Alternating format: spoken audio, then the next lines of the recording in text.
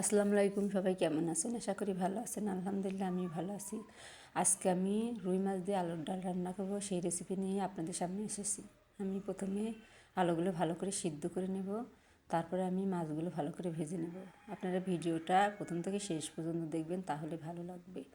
আর আপনাদের যদি ভিডিওটা ভালো লেগে থাকে তাহলে একটা লাইক, ফলো এবং সাবস্ক্রাইব করে দিন। এই যে আমি মাছগুলো উল্টে পাল্টা করে ভেজে নিলাম। আমার মাছগুলো ভাজা শেষ।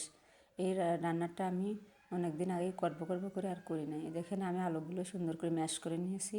তারপরে এই যে আমি উপকরণগুলো দেখিয়ে দিলাম, কী কী উপকরণগুলো দেবো। এই যে আমি কড়াই গরম করে পেঁয়াজগুলো সুন্দর করে ভেজে নেব।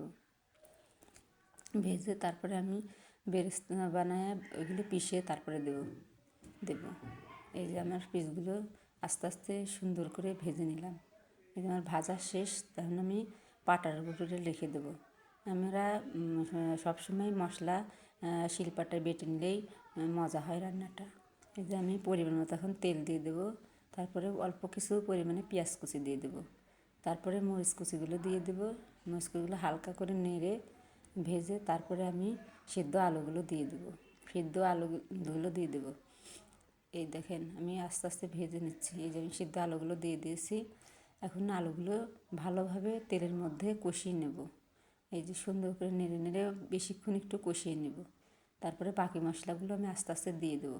এই যে পরিমাণ মতো লবণ দিয়ে দিয়েছি। আর এই আলুর ডালে একটু ঝাল বেশি দিলে মজা হয়। আর ধনে পাতা ছাড়া তো চলবেই না। ধনে পাতা, এই যে আমি মাছগুলো টুকরো টুকরো করে নিয়েছি, এই মাছগুলো দিয়ে দেবো। তারপরে সুন্দর করে নেড়ে চেড়ে নেব। তারপরে আমি পেঁয়াজ বেরেস্তা বেটে রেখেছি, সেইগুলো দিয়ে দেবো। এই আমার নেড়ে কষিয়ে তেল ওঠা পর্যন্ত আমি আলুগুলো সুন্দর করে ভেজে নেব, আস্তে আস্তে ভেজে নেব। তারপরে যে ধনে পাতাগুলো দিয়ে দেবো। ধনে পাতাগুলো দিয়ে তারপরে আমি একবারে সুন্দর করে তেল করে নেব। নিয়ে তারপরে আমি ঝোল দিয়ে দেবো। পরিমাণ মতো ঝোল দিয়ে দিলে রান্নাটা খুবই মজা লাগে। আর ধনে পাতার সেন্টটা খুবই আলুর ডালে মজা লাগে। আলুর ডাল ধনে পাতা ছাড়া আমার মনে হয় না ভালো লাগে। এই যে আমার রান্নাটা প্রায় শেষের দিকে।